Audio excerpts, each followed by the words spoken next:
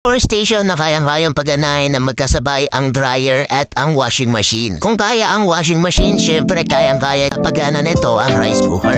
Ang ginamit natin na rice cooker dito ay exactly 500 watts lang. Marami kasing iba-ibang rice cooker na iba-iba ang rated power output. At dahil 500 watts din ang power station na to, kita nyo naman na napagana nito ang rice cooker.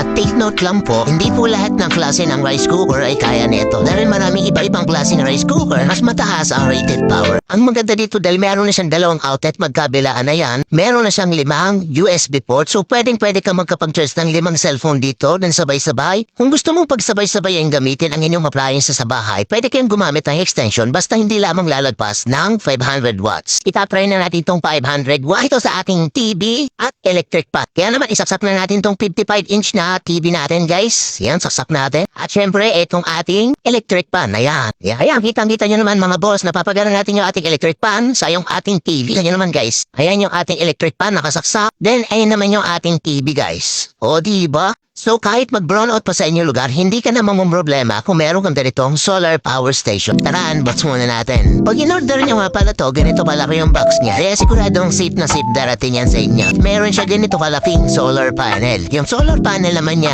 ay 45 watts. Hindi lang naman yung solar panel, yung charging options nyo dito. Meron din siya kasama ang 12.6 volts na AC charger. At may previous din siya na bracket para sa solar panels niya. At ito na nga yung ating solar power station. Tingnan niya naman talagang safe na safe dahil meron pa siyang boom na kasama. Ang total battery capacity nga pala nitong power station na to ay merong 280,000 mAh battery. Kaya medyo may kabigatan siya dahil talagang solid yung mga battery na nakalagay sa kanya. One more thing na mas nagustuhan ko dito is meron siyang LCD display. Kaya mas madali mong mamamonitor ang mga functions.